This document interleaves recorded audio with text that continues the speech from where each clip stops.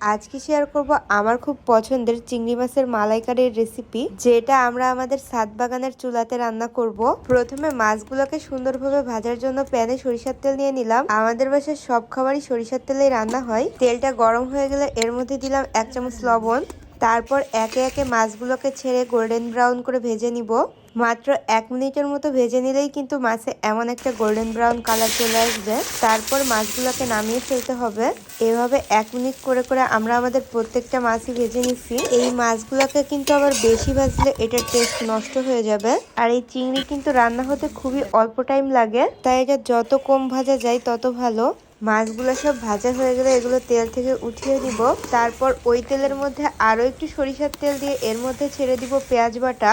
যেহেতু এখানে মাছের পরিমাণ বেশি, তাই বেশি করে পেঁয়াজ বাটা দিচ্ছি। আমরা এখানে টোটাল 6 চামচের মতো পেঁয়াজ বাটা ইউজ করেছি। যে কোনো মশলা জাতীয় রান্নায় কিন্তু পেঁয়াজটাকে প্রথমে সুন্দরভাবে ভেজে নিতে হয়। পেঁয়াজটা যত সুন্দর ভাজা হবে রান্নার টেস্ট ততটাই ভালো হবে। পেঁয়াজ ভালো করে ভাজা হয়ে গেলে এর মধ্যে দিব রসুন বাটা 2 চামচ। তারপর দিব বড় 1 চামচ জিরা বাটা। এই জিরাটাকে আমরা বাটার আগে ভেজে নিয়েছিলাম, এতে করে টেস্টটা ভালো আসে। জিরা বাটা দেওয়া হয়ে গেলে এর মধ্যে দিব 1 চামচ আদা বাটা। এখন এই মশলাগুলোকে সুন্দরভাবে মিক্স করে ভেজে নিতে হবে। মশলাটা ভাজতে ভাজতে এর মধ্যে দিয়ে দিব 3 চামচের মতো মরিচের গুঁড়া। তারপর দিয়ে দিব স্বাদ মতো লবণ। এইখানে আমি 1.5 চামচের মতো লবণ ইউজ করেছি। মশলাটা ভাজা হয়ে গেলে এর মধ্যে দিয়ে দিব নারকেলের দুধ। এই কারণে একদম খাঁটি নারকেল কুড়িয়ে সেটাকে পানির সাথে মিক্স করে ছেঁকে নিব।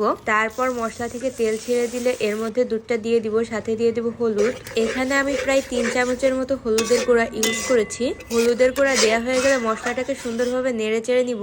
তারপর মশলা থেকে যখন বলক উঠবে এর মধ্যে আগে থেকে ভেজে রাখা মাছগুলো ছেড়ে দিব। তার সাথে সামান্য একটু পানি দিয়ে দিব। মাছ যেই পাত্রতে রেখেছিলাম সেই মশলাটা ধুয়ে এই পানিটা দিয়েছি। এখন এই মাছটাকে 15-20 মিনিটের মতো জাল করে নিব। যেহেতু রান্নাটা আমরা চুলায় করতেছি, এই কারণে মাছটা হতে কিন্তু বেশি টাইম লাগবে না। সবশেষে প্রয়োজন মতো ঝোলের পানি দিয়ে এটাকে আরো 5 মিনিট জাল করে নিব। আমরা যেহেতু মাছটা একটু ঝোল ঝোল খাবো, তাই এখানে একটুখানি পানি অ্যাড করেছি।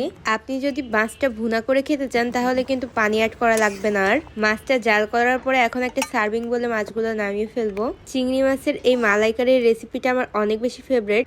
সবশেষে এটাকে আমি একটু বাগানের মরিচ দিয়ে ডেকোরেশনও করছি।